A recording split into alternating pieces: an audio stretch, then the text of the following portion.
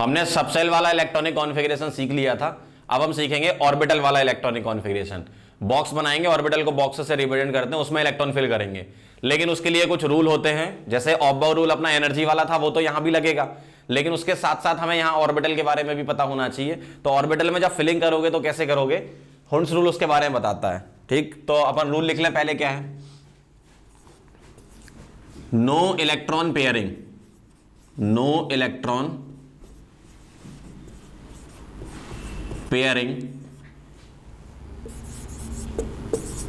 in orbitals in subshell until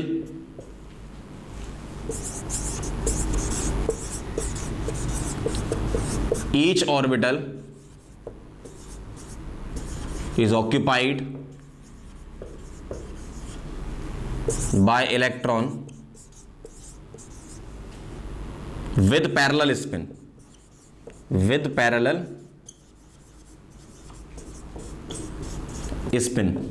अब इसका मतलब क्या है, तो पहले आपको ऑर्बिटल के बारे में बता देता हूं मैं। जैसे एस सबसेल है तो इसमें एक बॉक्स होता है, पी सबसेल है इसमें 3 बॉक्स होते हैं, मतलब 3 ऑर्बिटल होते हैं। डी सबसेल है इसमें 5 होते हैं, और एफ सबसेल में 7 होते हैं, इस तरीके से।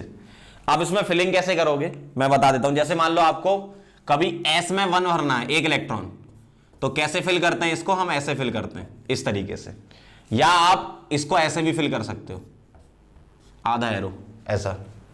अगर एस में मुझे 2 फिल करने हैं तो मैं क्या करूंगा, पहले ऐसे फिल करूंगा और फिर अपोजिट स्पिन का फिल करूंगा ऐसा। इसी तरीके से मान लो पी में मुझे फिल करना है 1, तो मैं कैसे फिल करूंगा, इस तरीके से ऐसा। एक पी में फिल करना है 2, तो कैसे फिल होगा आपका 1 और 1 2 ऐसा। आपको एक ही साथ फिल नहीं करना, यहां पे हुंड्स रूल लगाना है। हुंड्स रूल क्या कहता है कि पहले सिंगल सिंगल भरेंगे फिर वापस आएंगे पेयरिंग करने। जैसे P3 भरोगे तो P3 कैसे भरोगे, 1 2 3 ऐसा। P4 कैसे भरोगे, P3 तक तो पहुंचना ही है, कैसे देखो 1 2 3 और ये चौथा, इस तरीके से। P5 कैसे भरोगे, 1 2 3 4 5 ऐसे। P6 कैसे भरोगे,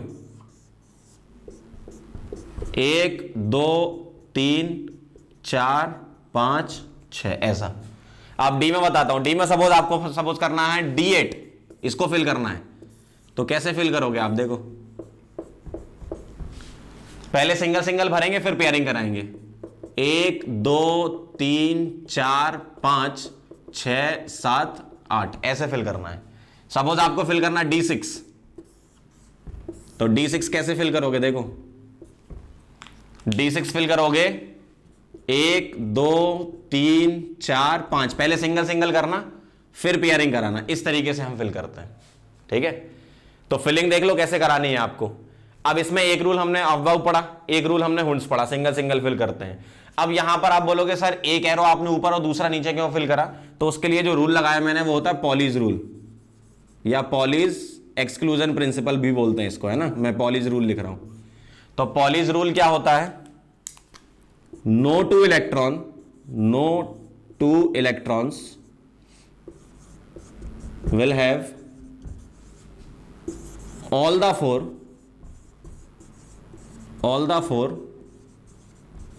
क्वांटम नंबर सेम। अगर सीधे शब्दों में बोला जाए तो ऐसा होता है कि किसी एक पर्टिकुलर ऑर्बिटल में 2 इलेक्ट्रॉन की क्वांटम नंबर सेम नहीं हो सकती है, ठीक है, या कहीं भी 2 इलेक्ट्रॉन की क्वांटम नंबर सेम नहीं हो सकती, ऐसे भी याद कर लो आप, कोई दिक्कत नहीं है। तो कभी भी कोई भी 2 इलेक्ट्रॉन आप उठाओगे उनकी क्वांटम नंबर सेम नहीं आएगी। तो अब मैं आपको बताने जा रहा हूं इसके बाद में इलेक्ट्रॉनिक कॉन्फ़िगरेशन को कैसे फिल करना है और क्वांटम नंबर कैसे अलग आती है उसके बारे में। तो पहले आप ये नोट कर लो, फिर अपन एग्जांपल से समझते हैं कुछ। अब मैं आपके सामने कुछ एग्जांपल ले रहा हूं। जैसे Fe2+ का आपको ऑर्बिटल इलेक्ट्रॉनिक कॉन्फ़िगरेशन फिल करना है, टोटल स्पिन बताना है और मैग्नेटिक मूवमेंट बताना है। ठीक है, अपन सारी चीजें इसमें कवर कर लेते हैं जो क्वेश्चन आपसे एग्जाम में पूछ सकते हैं। तो Fe2+ का फिल करने के लिए सबसे पहले आपको सबशेल वाला फिल करना होगा, जो लास्ट टाइम पे हमने सीखा था, ठीक है। तो सबशेल इलेक्ट्रॉनिक कॉन्फ़िगरेशन की अगर मैं बात करूंगा तो पहले मैं Fe का लिख रहा हूं, Fe का। तो Fe क्या होता है 26, और इसको मैं ऐसे फिल कर रहा हूं AR तक क्या होता है 18, और इसके बाद क्या होता है 4s2 20 और 3d6 26। ये किसका हो गया Fe का। अब मुझे Fe2+ का भरना है, ठीक है। Fe2+ का कॉन्फ़िगरेशन फिल करना है, तो AR 2 इलेक्ट्रॉन कहां से उड़ाओगे, मैंने आपको बताया था 4s से उड़ाएंगे, क्योंकि आउटर ऑर्बिट के अकॉर्डिंग निकलते हैं इलेक्ट्रॉन। तो 4s 0 हो जाएगा और 3d 6 हो जाएगा। 4s को आप हटा भी सकते हो। अब AR तक जो है वो आपका 1s2 2s2 2p6 3s2 3p6 रहेगा, तो वो तो पूरा का पूरा भरा होगा। मैं क्या करूंगा 3d6 में फिल करना स्टार्ट करूंगा। तो एक काम करता हूं, पहला एग्जांपल है तो मैं पूरा ही फिल करके आपको बता रहा हूं। AR तक का क्या होगा देखो 1s2 2s2 2p6 3s2 3p6, ये AR तक का हो गया। 4s तो हट गया, तो 4s 0 लिख देता हूं मैं, ना। और 3d क्या है 6। अब इसमें मुझे बॉक्स में फिल करना है, तो कैसे फिल करूंगा देखना। S में कितने बॉक्स होते हैं 1, फिर S में 1, फिर P में कितने होते हैं 3, फिर S में कितने 1, फिर P में कितने होते हैं 3, फिर S में कितने 1 और D में कितने होते हैं 5 बॉक्स। इस तरीके से बना लो ऐसा। अब इसमें मैं फिल करूंगा 1s में कितने फिल करना, ये 1s है 1s2 2s2 2p6 3s2 3p6 4s 0 और 3d 6 Fe2+ का, ठीक है। अब कैसे कैसे फिल करोगे ध्यान से देखना। 1 2 3 4 1 2 3 4 5 और 6 ऐसे फिल करते जाना। फिर 1 2 1 2 3 4 5 6, पहले सिंगल सिंगल भरोगे, फिर उसके बाद पेयरिंग करोगे। इधर तो कुछ है ही नहीं तो छोड़ दो, 6 फिल करने देखना। 1 2 3 4 5 और उसके बाद 6 ऐसे फिल करोगे। तो इस तरीके से अपन फिलिंग करते हैं ऑर्बिटल वाला। तो ये सबशेल वाला हो गया, ये ऑर्बिटल वाला हो गया। तो ये इलेक्ट्रॉनिक कॉन्फ़िगरेशन की बात हो गई इसकी, ठीक है। अब मुझे टोटल स्पिन निकालना है।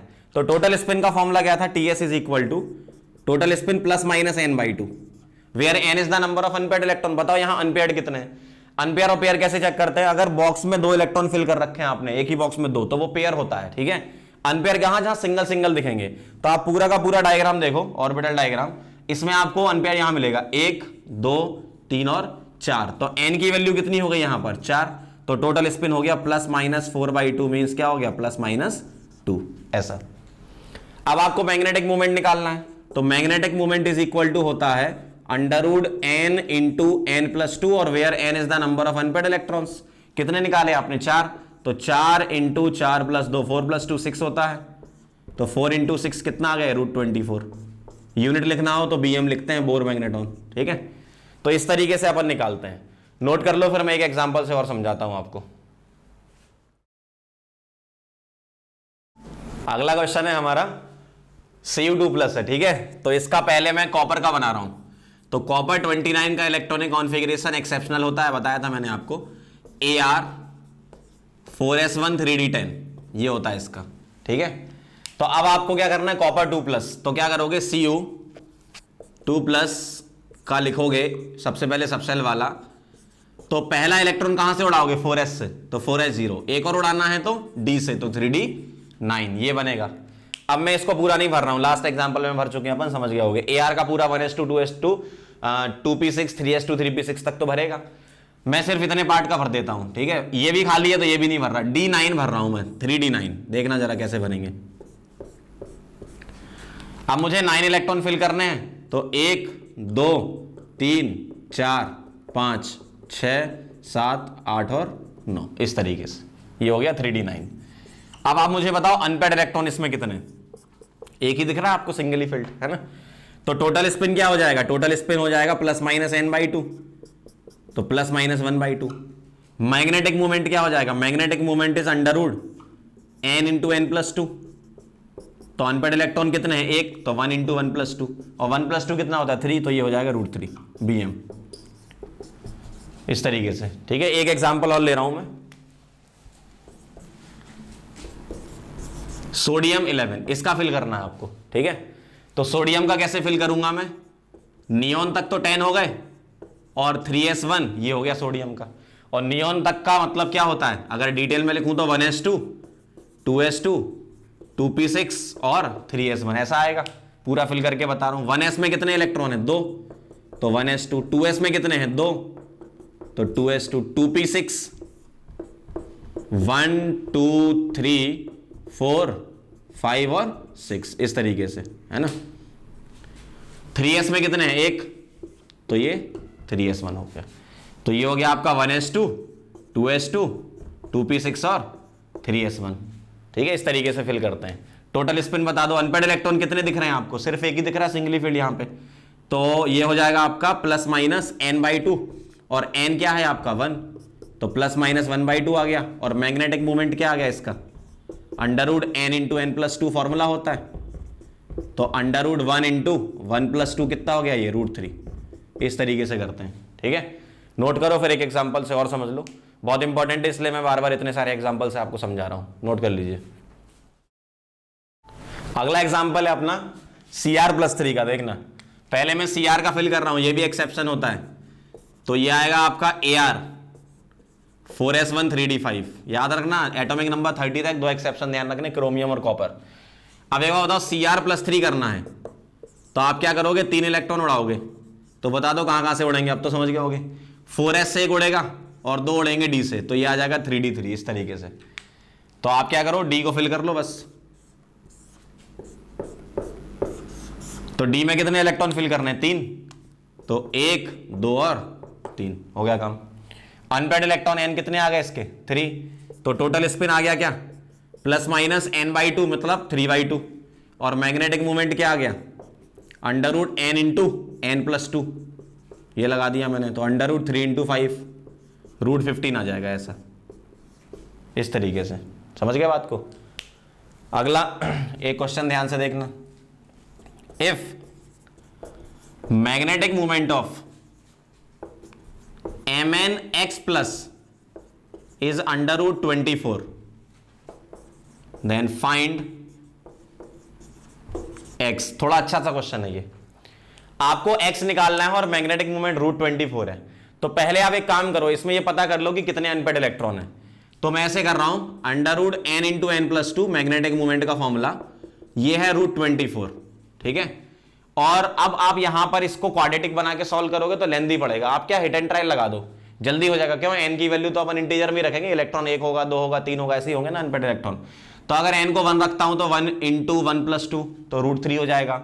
2 रखूंगा तो 2 × 2+2 √8 हो जाएगा। 3 रखूंगा तो 3 × 3+2 √15 हो जाएगा। जैसे ही मैं यहां पर 4 रखूंगा n की वैल्यू तो √24 आ जाएगा। देखो n अगर मैं यहां 4 रखूं तो 4 × 4+2 और ये क्या हो गया √24। ऐसे लगा लिया करो हिट एंड ट्रायल से, है ना। तो मुझे अनपेड इलेक्ट्रॉन कितने बनाने हैं, 4। किस में बनाने हैं, Mnx+ में। कई लोग यहां गलती ये कर देते कि सीधा 4 ही आंसर दे देंगे, ऐसा नहीं है। आपको चार्ज बताना है, आपको अनपेड इलेक्ट्रॉन थोड़ी बताना है। तो आप क्या करोगे, पहले मैं Mn का कॉन्फ़िगरेशन लिखूंगा। 25 Mn के लिए क्या लिखूंगा, Ar मतलब 18। ठीक है, 4s2 और 3d5 ऐसा हो गया ये, 4s2 और 3d5। अब मुझे इतना चार्ज लगाना है कि अनपेड इलेक्ट्रॉन 4 बन जाए। ये तो अपना क्या है, फुली फिल्ड। पहले इलेक्ट्रॉन 4s से निकलेंगे फिर 3d से निकलेंगे। अब एक बार बताओ, अनपेड इलेक्ट्रॉन 4 बनाने, तो मैं ऐसा करूं, यहां से 2 इलेक्ट्रॉन उड़ा दूं और यहां से 1 उड़ा दूं, तो d4 बन जाएगा और d4 में 4 अनपेड आ जाएंगे। चेक कर लेते हैं। तो Mn में मैं क्या कर रहा हूं, 3+ चार्ज लगा रहा हूं। जैसे ही मैं 3+ लगाऊंगा तो ये ऐसा दिखेगा, Ar 4s 0, 2 यहां से उड़ा दिए और 1 यहां से, तो 3d4 ऐसा दिखेगा आपको। और d4 फिल करोगे तो 4 अनपेड बचेंगे, 1 2 3 4 ऐसा 4 अनपेड बचेंगे। इसका मतलब ये सही है। तो x की वैल्यू कितनी आ जाएगी, जितना चार्ज है, तो x = क्या आ गया, 3 ऐसा। तो इस तरीके से करना है। बहुत ही अच्छा क्वेश्चन है, एक बार फिर से कर लेना इसे। अब अगर मान लो मुझे इसी क्वेश्चन में टोटल स्पिन पूछा होता, तो टोटल स्पिन क्या होता, प्लस माइनस n/2 और अनपेड इलेक्ट्रॉन कितने हैं, 4, तो प्लस माइनस 4/2 क्या आ जाता, प्लस माइनस 2। ठीक है, नोट कर लो इसको।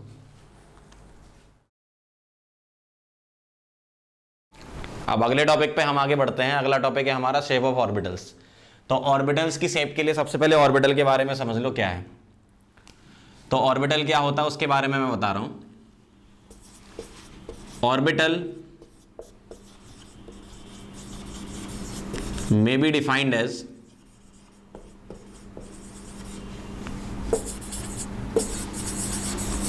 region of space around nucleus where probability of finding electron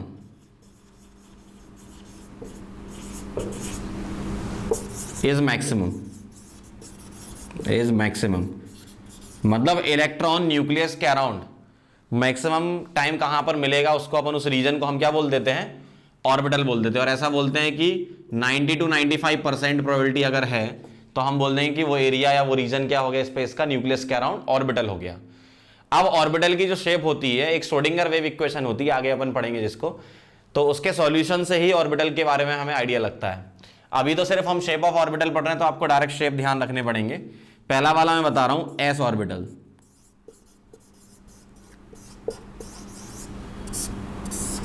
S orbital के बारे में पहला पॉइंट यह है कि स्फेरिकल शेप होता है,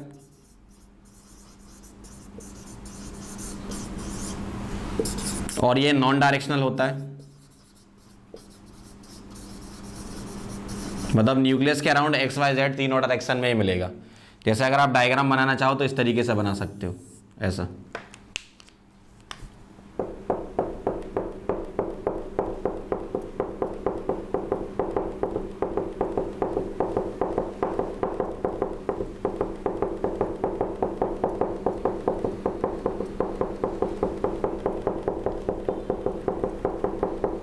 इस तरीके से हम बताते हैं, है ना।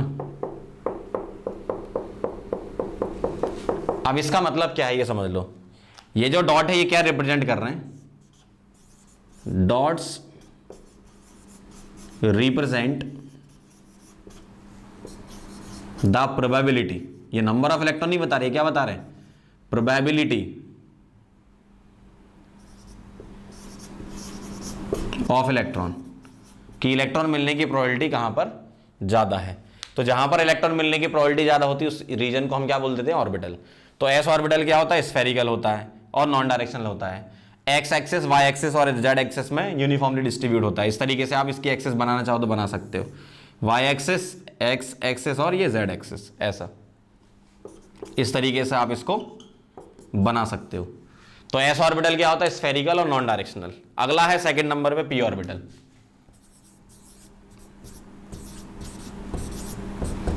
अब ये जो पी ऑर्बिटल है, ये याद करो, पी सब शेल में 3 ऑर्बिटल होते हैं, p x, p y, p Z.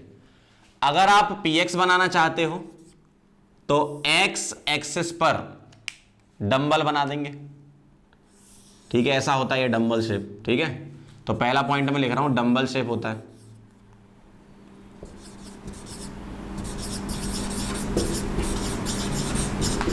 और इसके अंदर प्रोबेबिलिटी को हम इस तरीके से दिखाते हैं,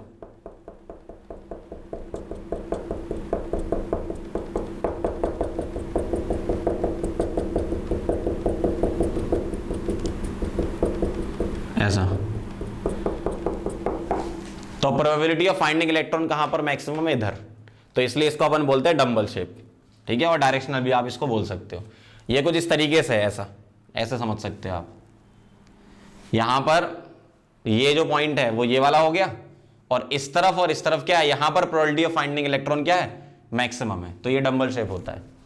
अगर आपको पी वाई बनाना है तो पी वाई भी सेम ऐसे ही रहेगा, लेकिन अब कहां बनने लगेगा, अब बनेगा ये वाई एक्सिस पर, इस तरीके से। ये एक्स थी, ये वाई, तो आप क्या करोगे, वाई एक्सिस पर क्या बना दोगे, डंबल, इस तरीके से।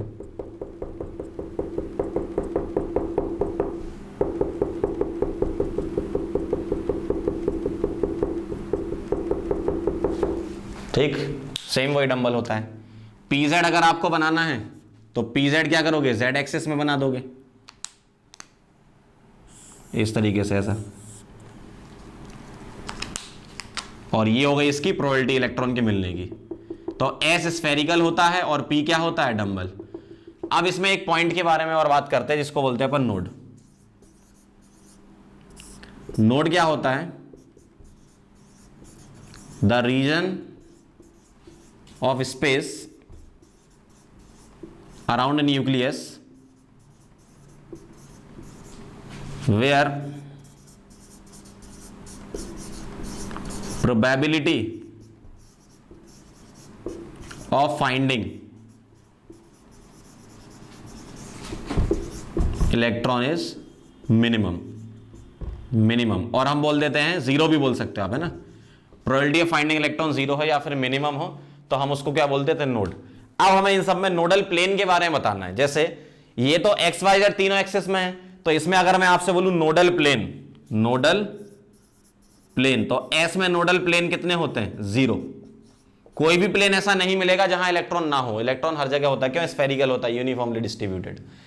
जबकि यहां पर मिलेगा कैसे, अगर आपने एक्स में डंबल बनाया है तो जो वाईजेड प्लेन है, अगर मैं इसमें एक्सेस बना के बताऊं इस तरीके से, तो जो वाईजेड प्लेन है ये अपनी वाई एक्सिस थी और ये जेड, तो ये प्लेन मैं क्या बोल दूंगा, नोडल प्लेन बोल दूंगा। तो पीएक्स का नोडल प्लेन एनपी कितने होते हैं, 1, और कौन सा होता है, वाईजेड। इस तरीके से आप लिख सकते हो। इस वाले में पी वाई बनाया है तो इसका नोडल प्लेन, बाकी दो बचे वो लिख लो, एक होगा और कौन सा होगा, एक्स जेड, क्यों, पी वाई बन रहा है तो एक्स जेड प्लेन में इलेक्ट्रॉन नहीं मिलेंगे। पी जेड के लिए क्या होगा, एक्स वाई, और नोडल प्लेन कितने होंगे, 1। तो नोडल प्लेन के बारे में अगर बात करें तो इसमें कोई भी ऐसा प्लेन नहीं है जहां पर आपको प्रोबेबिलिटी जीरो मिले। जबकि पी एक्स में वाई जेड होता है, पी वाई में जेड एक्स होता है, और किस में, पी जेड में एक्स वाई होता है। इस तरीके से होता है ये, ठीक है। इसको नोट कर लो, फिर अपन डी में चलते हैं, डी के डायग्राम बनाएंगे।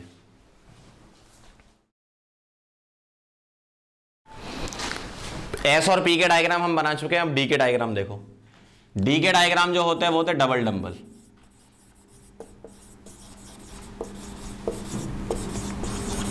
डबल डंबल किस तरीके से हम बनाते हैं, ध्यान से देखना। इसमें सबसे पहले बना रहा हूं मैं डी एक्स वाई का, और जैसा डी एक्स वाई का होगा वैसा ही डी वाई जेड का होगा और वैसा ही डी जेड एक्स का होगा। तो मैं एक बना देता हूं, उसी को ही मैं एडिट कर दूंगा तो वाई जेड और जेड एक्स बन जाएगा। कैसे देखना, ये एक्स एक्सिस और ये वाई, और जो डबल डंबल होता है, एक डंबल ऐसा और दूसरा डंबल होता है ऐसा, और उसको मैं किस तरीके से दिखा सकता हूं, ऐसा दिखा सकता हूं। देखो ये कुछ ऐसा है,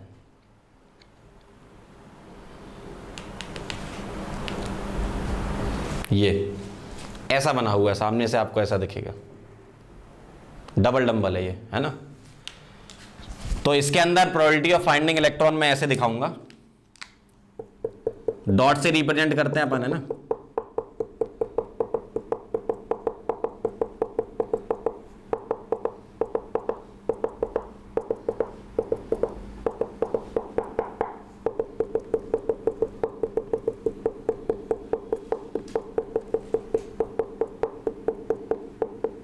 इस तरीके से दिखाते हैं, ठीक है। अब अगर मुझे बनाना है वाई जेड का, तो मैं क्या करूंगा, इसको क्या कर दो वाई और इसको कर दो जेड, तो वाई जेड बन जाएगा। अगर मुझे जेड एक्स का बनाना है तो इसको कर दो जेड और इसको कर दो एक्स, तो ये जेड एक्स का बन जाएगा। ये हो गया एक्स वाई, ये वाला और ये वाला वाई जेड, और ये वाला और ये वाला जेड एक्स। सेम ऐसा ही डायग्राम होता है डबल डंबल। अब इसका जो पॉइंट है, इंपॉर्टेंट पॉइंट, वो हम लिखेंगे क्या, लोब्स। ये जो लोब होते हैं इस तरीके से, इनको लोब बोलते हैं ना। Lobes are present between the axis at 45 degree angle. अगर मैं यहां से इसका एंगल मेजर करूं तो मैं ये बोलूंगा ये 45 डिग्री एंगल पर है, ठीक है। और अगर मैं नोडल प्लेन के बारे में बात करूं तो अब हो जाएंगे दो।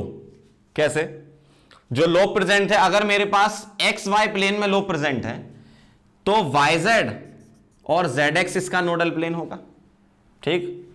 अगर मेरे पास लोब कहां पर है, अगर एक्स वाई में लोब हुए तो y z z x nodal plane है। अगर वाई जेड में लोब हुए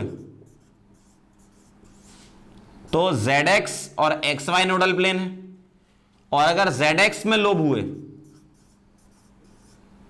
तो एक्स वाई और वाई जेड नोडल प्लेन है। मतलब नोडल प्लेन दो होंगे, इसमें दो, इसमें दो, इसमें दो। इसमें कौन कौन से, इसके अलावा जो प्लेन बचे वाई जेड जेड एक्स, इसमें कौन से जेड एक्स एक्स वाई, इसमें कौन सा एक्स वाई वाई जेड ऐसा होता है। तो ये होता है डी के 3, टोटल डी में 5 होते हैं, तो अभी मैंने 3 बनाए, d x y, y z, z x. अगला देखो, अगला है d x square minus y square. इसके लोब कैसे होते हैं, ये मेरे पास एक्स एक्सिस है और ये वाई एक्सिस है। तो एक लोब होता है ऐसा ऑन द एक्सिस और दूसरा भी ऑन द एक्सिस, इस तरीके से, ठीक। तो जो अब लोब हो गए वो आपके कैसे हो गए, ऑन द एक्सिस हो गए। अब आपके लोब ऐसे हो गए, ये इस तरीके से हो गए, है ना। थोड़ा और अच्छे से दिखा देता हूं, ऐसे हो गए लोब आपके, है ना, इस तरीके से। तो एक लोब है एक्स एक्सिस पर और एक है वाई पर, है ना। और प्रोबेबिलिटी ऑफ फाइंडिंग इलेक्ट्रॉन कहां मिलेगी आपको, इनके अंदर ऐसा।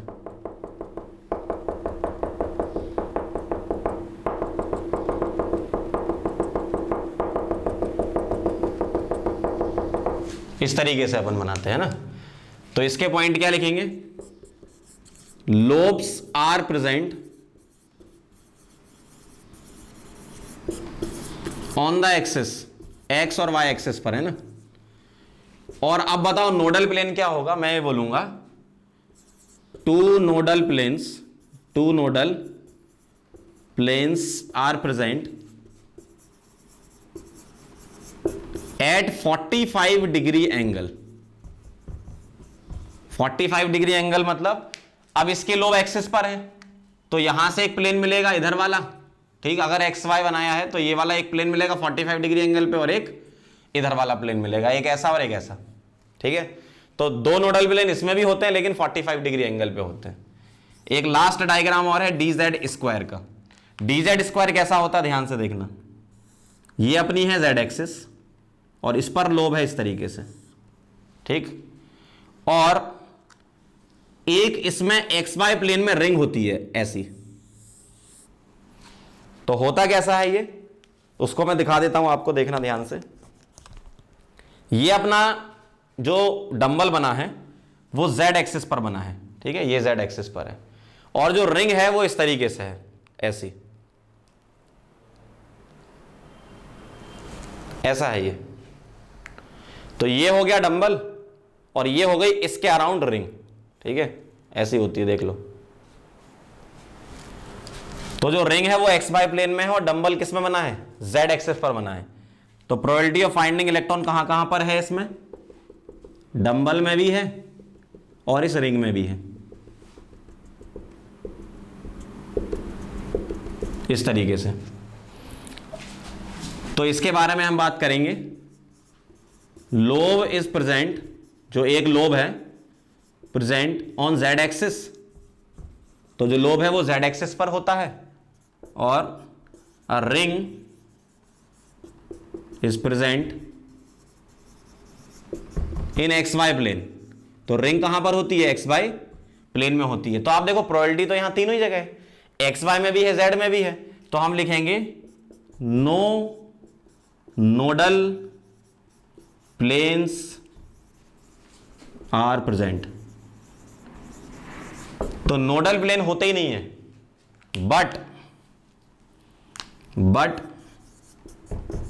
टू कॉनिकल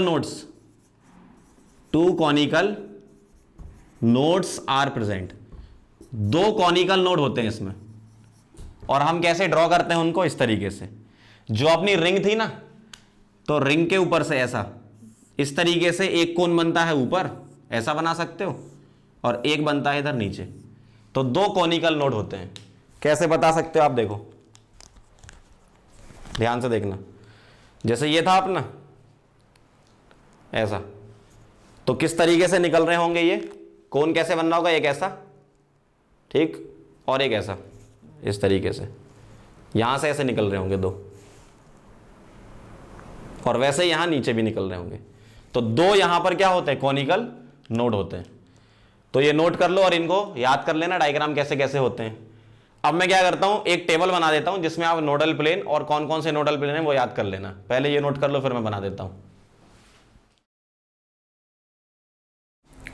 अब हम टेबल बना लेते हैं ऑर्बिटल्स की क्या होती है। देखो ऑर्बिटल से अपने पास क्या क्या थे, देखो एस था, पी एक्स था, पी वाई था pz था, dxy, dyz, dzx, dx square minus y square और dz स्क्वायर, यही थे अपने पास।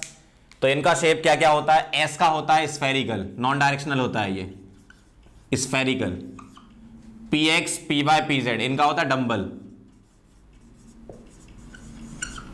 px का भी, py का भी और pz का भी। dxy, dyz और dzx इसका होता है डबल डंबल, डबल डंबल। और dx square minus y square का भी होता है डबल डंबल। इसका dyz का भी, dzx का भी और dx square minus y square का भी। dz स्क्वायर का होता है baby soother diagram, baby soother diagram. और डोनट शेप, ठीक है, ये भी बोलते हैं इसको बेबी सूत्र डायग्राम या डोनट शेप। नोडल प्लेन क्या क्या होते हैं? स्फेरिकल में एक भी नहीं होते, ठीक है, एस में एक भी नोडल प्लेन नहीं, 0। px, py और pz में 1 1 1 1 1 1। dxy, dyz, dzx और dx square minus y square में 2 2 2 2 2 2। इसमें कोई भी नोडल प्लेन नहीं होता। Nodal plane np is equal to 0 but 2 conical nodes are present, 2 conical nodes are present, 2 conical node इसमें होते हैं, ठीक है, ये ध्यान रखना। पीछे डायग्राम अपन ने बना रखा है। क्या क्या होते हैं इसमें, ये देखो। अगर px है तो इसका नोडल प्लेन क्या होगा? px का नोडल प्लेन होगा yz, ठीक है, px का yz। py का होगा zx और pz का होगा xy। बाकी जो 2 एक्सिस बची उनसे प्लेन बना दो, है ना। dxy का क्या होगा? xy है तो क्या मिलेगा? yz, zx। yz है तो क्या मिलेगा? zx, xy। zx है तो क्या मिलेगा? xy, yz, ठीक है, ये। और dx square minus y square, ये तो x और y एक्सिस पर लोब होते हैं, तो इसका नोडल प्लेन ऐसे होता है 2, नोडल प्लेन है 2 एट 45 डिग्री, at 45 degree from x and y axis. x और y एक्सिस से 45 डिग्री पर होते हैं ये, आपने पीछे डायग्राम में देखा ही था। तो ये आप टेबल बना लो इसकी, फिर आगे बढ़ते हैं।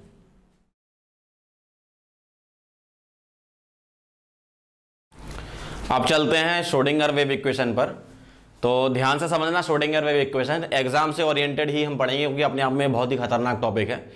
एग्जाम में किस टाइप के क्वेश्चन आ चुके हैं और किस टाइप के आने के चांसेस हैं, अपन उसके बारे में बात करेंगे। तो पहले बेसिक थ्योरी समझ लेते हैं, श्रोडिंगर वेव इक्वेशन क्या होती है।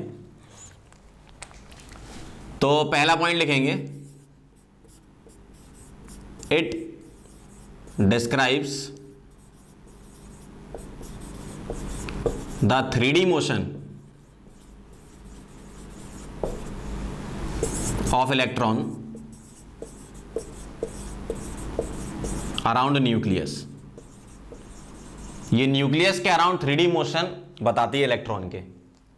और इक्वेशन क्या होती है वो लिखेंगे, d square psi upon d x square plus d square psi upon d y square plus d square psi upon d z square plus 8 pi square m upon h square e minus v psi is equal to 0। एक छोटी सी equation है ये, जिसको Schrodinger wave equation बोलते हैं, है ना, अपने आप में बहुत बड़ी है।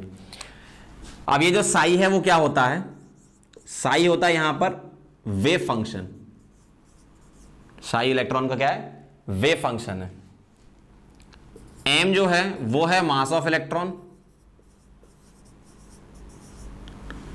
h प्लैंक्स कांस्टेंट,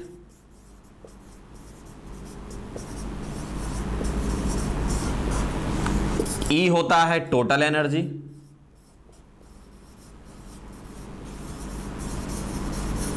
और V होता है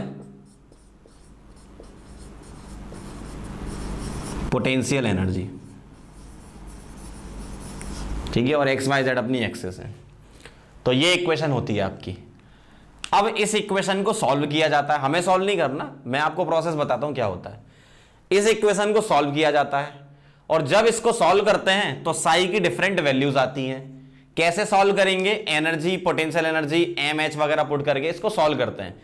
लेकिन एक बात और, एक्स वाई जेड कोऑर्डिनेट में सॉल्व नहीं करते, इसको पोलर कोऑर्डिनेट में सॉल्व करते हैं। तो होता क्या है, जो x y z Cartesian coordinate है हमारे, उसको हम कन्वर्ट करते हैं पोलर कोऑर्डिनेट में, आर, थीटा और फाई में।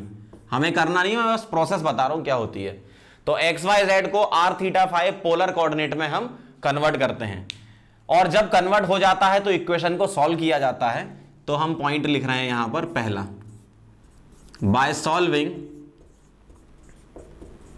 by solving this equation in polar coordinate we get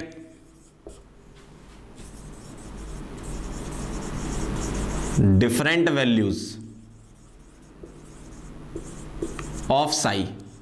जैसे मान लो आपने क्वाड्रेटिक सॉल्व करी तो उसके दो रूट आए, जिसमें से एक रूट काम का है और एक रूट काम का नहीं है।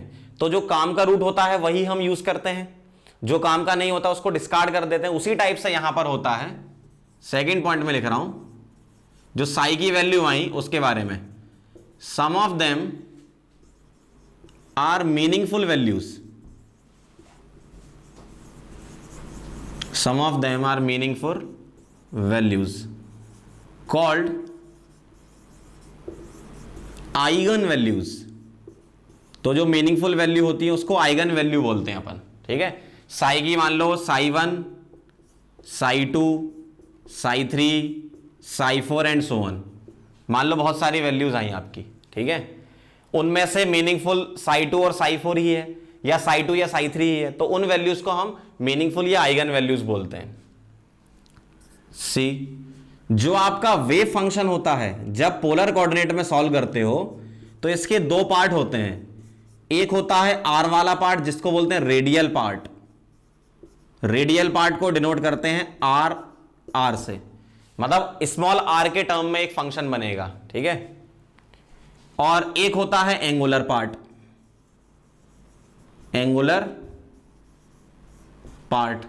एक तो आर वाला फॉर्म बन गया, एक थीटा फाई होता है। तो एंगुलर पार्ट में क्या होता है, थीटा फाई वाला फॉर्म होता है। तो जब वेव फंक्शन को रिप्रेजेंट किया जाता है, अभी मैं आपको लिख के भी बताऊंगा, वेव फंक्शन जब लिखेंगे तो कैसे लिखेंगे, एक आर वाला पार्ट आएगा और एक एंगुलर वाला पार्ट आएगा, ठीक है। लेकिन एक इंपॉर्टेंट बात यह भी है कि फॉर एस ऑर्बिटल, कोई सा भी एस हो, 1s, 2s, 3s, 4s, ऐसा देखा गया, for s orbitals there is no angular part, no angular part. S के लिए कोई एंगुलर पार्ट नहीं होता, सिर्फ रेडियल पार्ट होता है। पी और डी के लिए एंगुलर पार्ट मिला, पी डी और एफ के लिए, एस के लिए एंगुलर पार्ट नहीं होता, ध्यान रखना। और e, spin quantum number can not be determine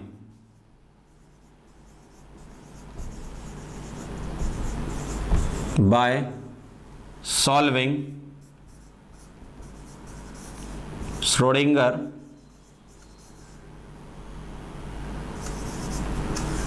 wave equation. जब श्रोडिंगर वेव इक्वेशन को हम सॉल्व करते हैं तो हमें स्पिन क्वांटम नंबर पता नहीं चलती। हम क्या क्या पता लगा सकते हैं, प्रिंसिपल, एजिमुथल और मैग्नेटिक क्वांटम नंबर, जिसके अकॉर्डिंग हम किसी ऑर्बिटल को डिस्क्राइब करते हैं। ये नोट कर लो, फिर आगे बढ़ते हैं।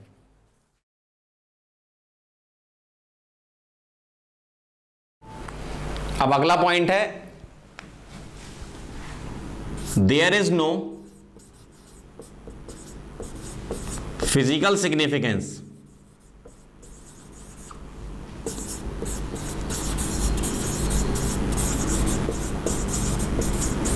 Of psi. मतलब वेव फंक्शन का कोई फिजिकल सिग्निफिकेंस नहीं होता, ये सिर्फ एक मैथमेटिकल फंक्शन है ऑर्बिटल को डिस्क्राइब करने के लिए। अगला point, Sai square has physical significance, has physical significance.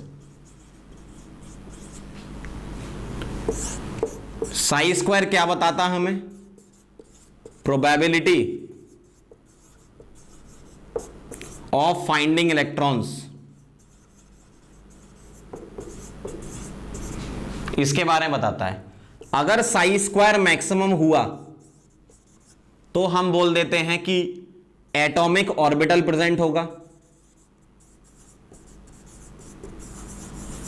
और साई स्क्वायर मिनिमम या फिर 0 हुआ तो हम बोल देते हैं कि नोड प्रेजेंट होगा। ऐसा होता है। अब अभी थोड़ी देर पहले एक पॉइंट लिखा था। क्या पॉइंट लिखा था? कि हम स्पिन क्वांटम नंबर नहीं निकाल सकते।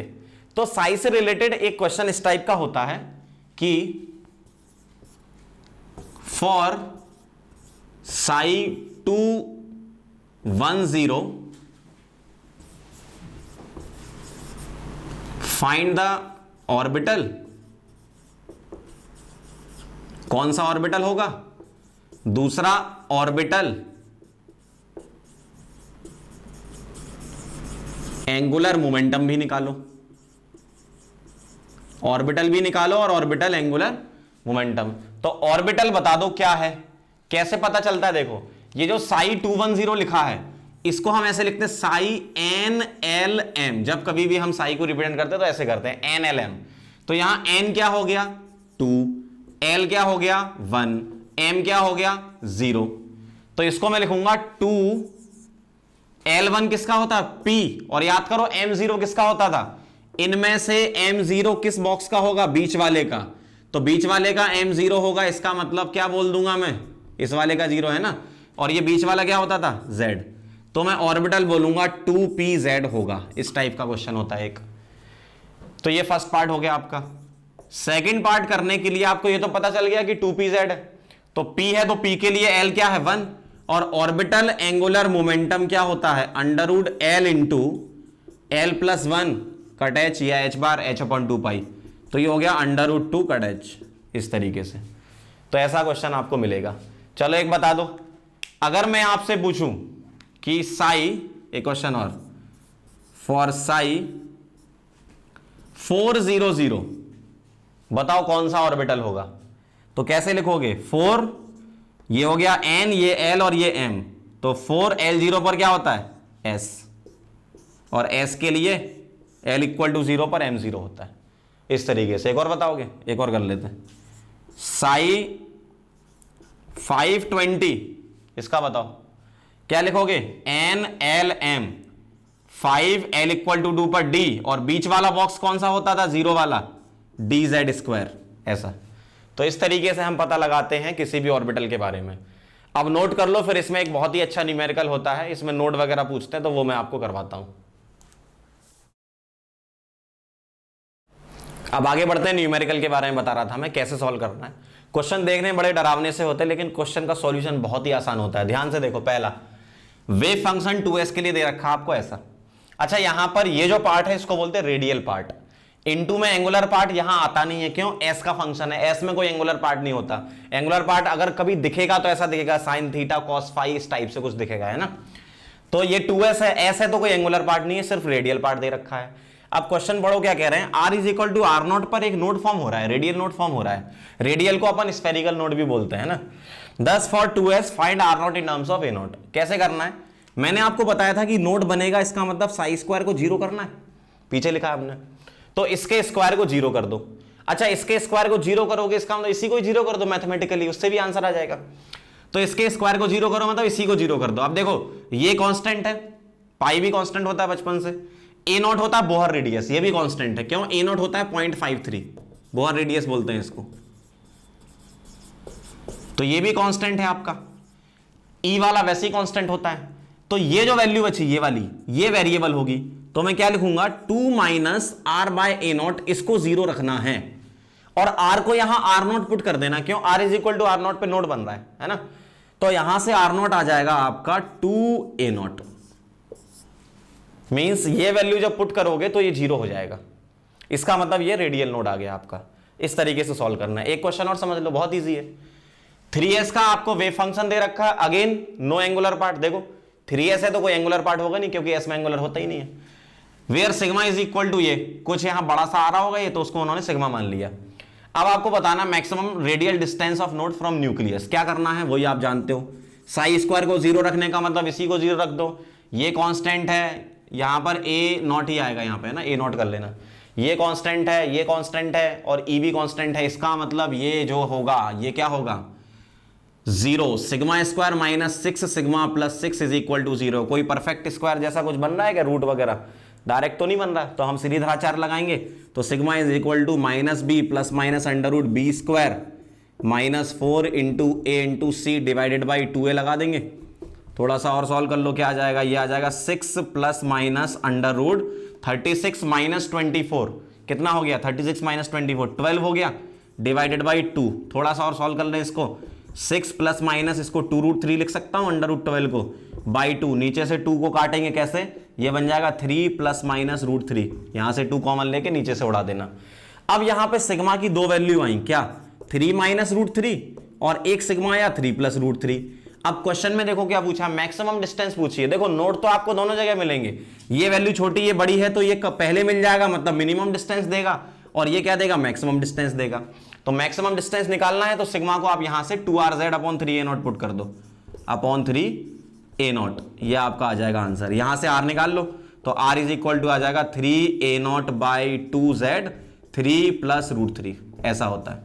तो इस तरीके से अपन वैल्यू कैलकुलेट करते हैं रेडियल नोड की। मान लो क्वेश्चन में मैक्सिमम की जगह मिनिमम लिखते, अपन ये वाला ले लेते और यहाँ 3 माइनस √3 आंसर आ जाता। समझ गया बात को। तो इस तरीके से इसके क्वेश्चन करने हैं, नोट करो फिर हम ग्राफ पे चलेंगे।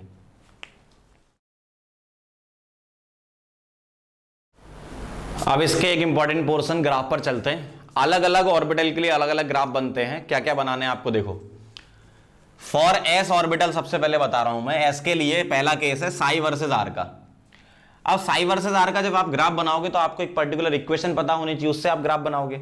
लेकिन ऐसी बहुत सारी इक्वेशन याद रखने में बहुत दिक्कतें होती हैं, तो मैं आपको सिर्फ डायरेक्ट तरीका बता रहा हूं किस तरीके से आप याद रख सकते हो सारे ग्राफ। कैसे, उसके लिए बेसिक रिक्वायरमेंट ये है कि आपको एक फॉर्मूला ध्यान रखना है। क्या ध्यान रखना है, रेडियल नोड। रेडियल नोड होता है n माइनस l माइनस 1, ये फॉर्मूला होता है। रेडियल नोड का मतलब होता है स्फेरिकल नोड, मतलब किसी पर्टिकुलर r डिस्टेंस पर आपको नोड मिल जाए तो उसको बोलते हैं अपन रेडियल या स्फेरिकल नोड। ध्यान से देखना, साई वर्सेस r का ग्राफ बना रहा हूं मैं।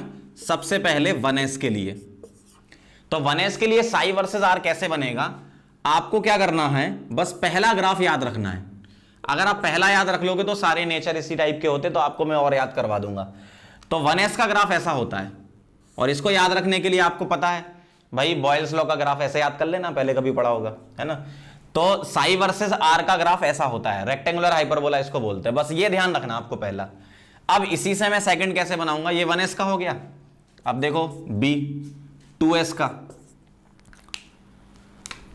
तो 2s का ग्राफ बनाने के लिए आप क्या करोगे, अब रेडियल नोड लगाओगे। कैसे, अगर मैं यहां पर रेडियल नोड निकालता rn तो क्या आता, 1s के लिए n की वैल्यू 1, फॉर्मूला बोला कर रहा हूं है ना, s के लिए l की वैल्यू 0 और फिर से एक -1 है तो ये 0 आ गया। रेडियल नोड 0 का मतलब है कि ये जो साई वर्सेस r का ग्राफ है इसमें r कभी कट नहीं कर रहा, r वाली एक्सिस को, मतलब ये वैल्यू कभी 0 नहीं हो रही। रेडियल नोड 0 मतलब कभी भी 0 नहीं होगी ये वैल्यू। अब यहां पर देखना जरा, इसका अगर मैं रेडियल नोड निकालूं, किसका, 2s का, तो n की वैल्यू बोलो 2, l की वैल्यू s के लिए 0 -1, कितना आ गया ये 1। रेडियल नोड 1 आने का मतलब है एक कट लगेगा। और कैसे कट लगाना है आपको, ऐसे देखो, नेचर वैसे ही रहेगा, बस एक कट लगा देना इस तरीके से, लग गया एक कट यहां पे, मतलब एक बार पॉजिटिव से नेगेटिव वैल्यू ले जानी है आपको। तो ये 2s का हो गया। अब 3s का कैसे बनाओगे, देखो 3s का बना रहा हूं मैं, साई वर्सेस आर का, ध्यान से देखना। अच्छा, इसका रेडियल नोड निकालो, बोलो रेडियल नोड कितना आएगा, n माइनस l माइनस 1 से 3 माइनस 0 माइनस 1, कितने 2। रेडियल नोड 2 का मतलब 2 कट लगेंगे। और कैसे कट लगाने आपको, देखो एक जाएगा आपका ऐसा एक कट, और दूसरा तभी लगेगा जब आप ऊपर जाओगे, और ऐसे छोड़ देना। कोई एग्जैक्ट अपन नहीं बनाते, बस एक आइडिया होना चाहिए कि इस टाइप से ग्राफ जाता है ना, नेचर पता होना चाहिए। तो एक कट यहां लगा और एक कट यहां लगा, ऐसे। अगर मान लो आपको 4s का बनाना है, ये तो मैंने 3s का बनाया, अगर आपको 4s का बनाना है, psi versus R, psi versus R 4s का, ध्यान से देखना। तो इसके रेडियल नोड निकाल लूं मैं पहले, तो radial node rn is equal to 4 माइनस 0 माइनस 1, मतलब 3 मीन्स 3 कट लगेंगे। और 3 कट कैसे लगाओगे, देखो एक कट, दो कट और तीन कट ऐसे। तो एक ये लगा, एक ये लगा और एक ये लगा, ठीक है। तो इस तरीके से नेचर है, एग्जैक्ट मतलब नॉट टू स्केल है ये ग्राफ, ऐसे समझ लेना है ना, एग्जैक्ट ग्राफ नहीं है, बस एक नेचर है इस टाइप का।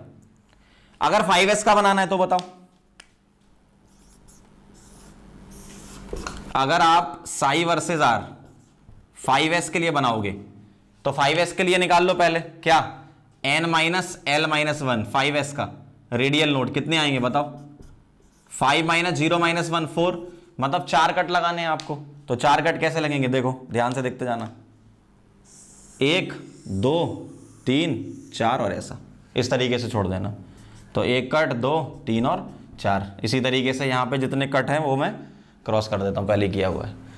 तो इस तरीके से अपन ग्राफ बनाते हैं, इसी तरीके से 6s और 7s का बना सकते हो, समझ गए होगे आप, है ना। तो आपको क्या ध्यान रखना है, पहला वाला और रेडियल नोड, जितने रेडियल नोड आते जाओ उतने कट लगाते जाना, ठीक है। नोट कर लो इसको, फिर अपन साई स्क्वायर के बनाते हैं एस के लिए।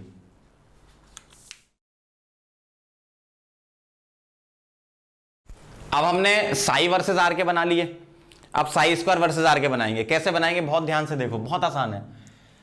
किसी भी नेगेटिव नंबर का स्क्वायर क्या हो जाता है, पॉजिटिव, और पॉजिटिव का स्क्वायर तो पॉजिटिव रहता ही है। तब आप देखो जो भी पॉजिटिव पार्ट है उसको वैसा ही रहने दो, जो नेगेटिव है उसको पॉजिटिव ले आओ, तो साई स्क्वायर बन जाएगा। बहुत इजी, देखो ये जैसा पहले था अब भी वैसा ही है, बस ये ग्राफ क्या हो गए अब साई स्क्वायर के हो गए, ठीक है। ये सब ग्राफ अब क्या होगा, psi square versus R, psi square versus R, psi square versus R और साई स्क्वायर वर्सेस आर। क्या क्या करना है चेंज, देखो जो पॉजिटिव पार्ट है वो तो वैसा ही रहेगा, नेगेटिव वाले को इसको हमें क्या करना है, पॉजिटिव लाना इस तरीके से। तो जो नीचे था उसको ऊपर ले जाओ, जैसे ये वाला पॉजिटिव पहले से था, ये पहले से था, बस इस वाले नेगेटिव पोर्शन को हम क्या करेंगे, ऐसे थोड़ा सा यहाँ कर्व दे देना है ना, ताकि ग्राफ जैसा लगे, ऐसा शार्प पॉइंट बने, थोड़ा कर्व दे देना। तो नेगेटिव वाला क्या बन जाएगा, पॉजिटिव, इस तरीके से, ऐसा ऐसा नेगेटिव पार्ट को पॉजिटिव कर दो, ऐसा ऐसा, इस तरीके से। तो जो नेगेटिव वाला पोर्शन है वो नहीं आएगा, क्यों, स्क्वायर लगा दिया आपने। नोट कर लो, फिर अपन पी के साई वर्सेस आर समझते हैं।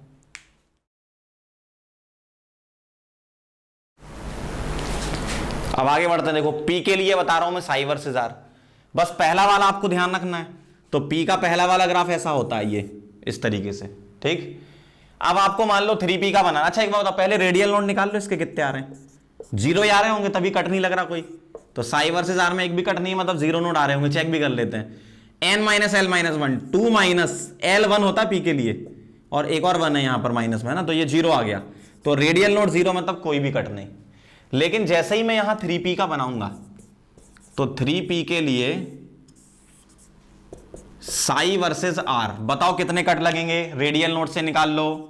Rn is equal to N minus L minus 1 Rn1, मतलब एक कट लगाना है। कैसे लगेगा, नेचर ऐसा ही जाएगा, बस एक कट लगा देना, ऐसा नीचे की तरफ ले आना, तो ये एक कट लग गया इस तरीके से।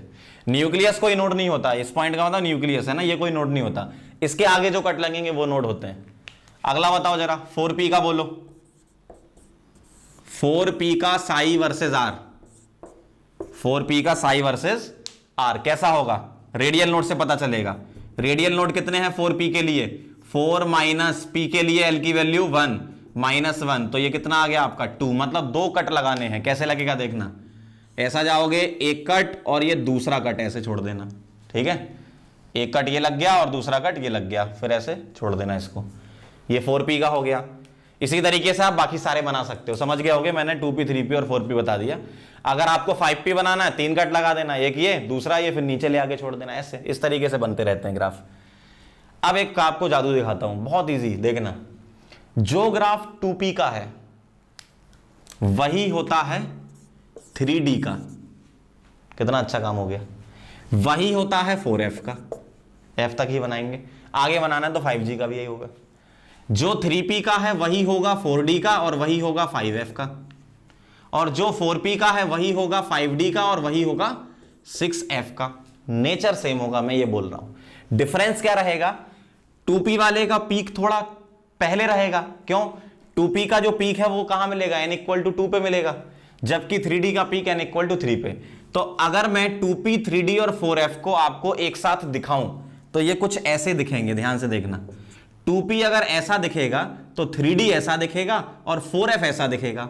समझ गए बात को?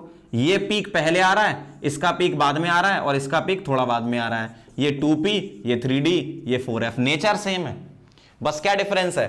4f आपको फोर्थ ऑर्बिट में मिलेगा, 3d आपको थर्ड ऑर्बिट में मिलेगा, 2p आपको सेकंड ऑर्बिट में मिलेगा। नेचर वैसा ही रहेगा, ठीक है, ये ध्यान रखना। तो मैंने pk, dk और f मतलब pdf के मैंने आपको ग्राफ बता दिए। कौन से वाले? साई वर्सेस आर वाले। ये नोट करो, फिर हम साई स्क्वायर वाले पढ़ते हैं।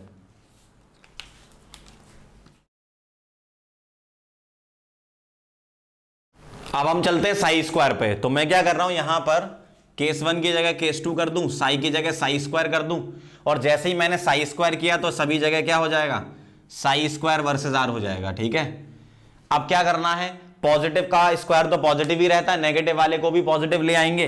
तो क्या करेंगे, यहां का जो नेगेटिव पार्ट है इसको हम पॉजिटिव ले आएंगे इस तरीके से, और यहां का जो नेगेटिव पार्ट है उसको क्या करेंगे, पॉजिटिव ले आएंगे इस तरीके से, ऐसा, ठीक है। आगे के जितने भी नेगेटिव होंगे वो सारे अपन को पॉजिटिव। बस क्या करना है, साई से साई स्क्वायर जाने के लिए नेगेटिव पार्ट को पॉजिटिव करना है, पॉजिटिव पार्ट को छेड़ना नहीं है। नोट कर लो इसको, फिर अपन आगे बढ़ते हैं।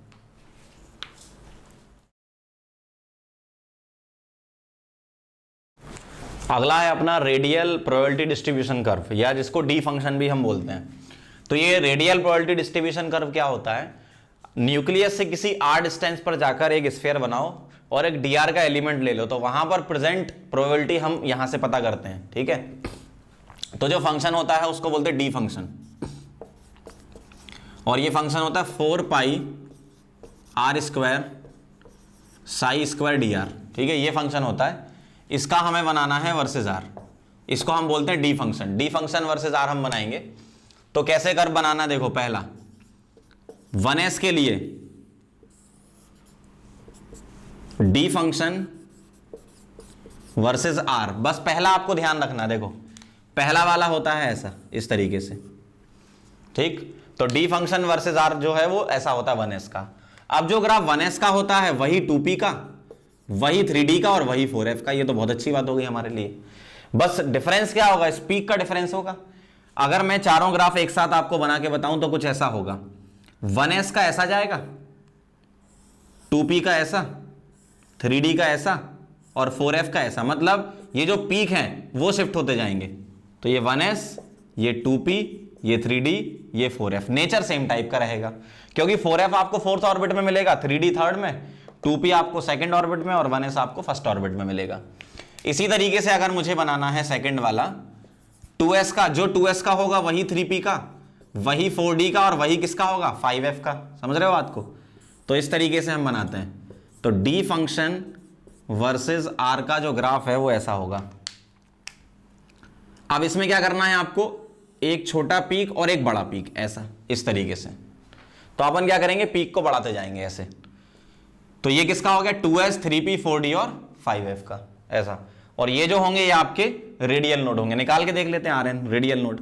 बताओ 2s में कितने आएंगे, 2s में रेडियल नोड आएंगे आपके कितने, n माइनस l माइनस 1, ये फॉर्मूला होता है रेडियल नोड का।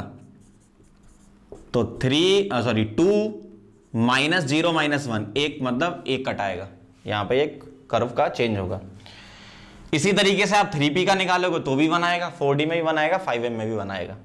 ऐसे ही अगर आपको मान लो थर्ड वाला बनाना है, 3s, 4p, 5d और 6f का, तो आप क्या करोगे, पीक बढ़ाते जाओगे। जैसे इस वाले का पहला पीक ऐसा था, दूसरा ऐसा था, तीसरा और बढ़ा देना, और ये नीचे यहां टच होंगे, है ना, इस तरीके से।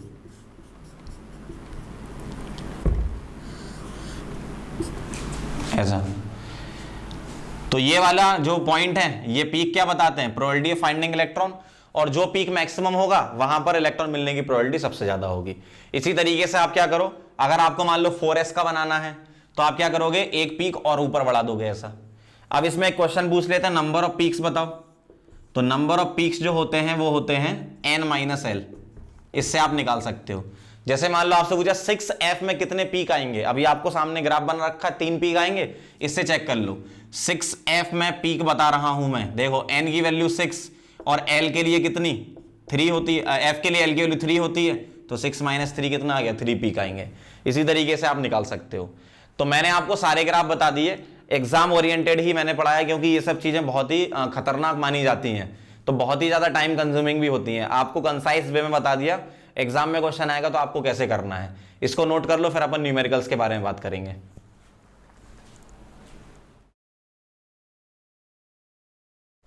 आप कुछ न्यूमेरिकल के बारे में बात कर लेते हैं, जैसे नोड से रिलेटेड न्यूमेरिकल्स होते हैं।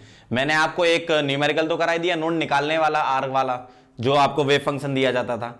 अब डायरेक्ट इस टाइप के भी क्वेश्चन एग्जाम में डायरेक्ट पूछने के चांसेस होते हैं। देखो, आपको पहले फॉर्मूले ध्यान रखने क्या क्या लिखे हैं मैंने। टोटल नोड n-1 होते हैं, रेडियल नोड या स्फेरिकल नोड n-l-1 होते हैं, एंगुलर नोड या नोडल प्लेन l होते हैं।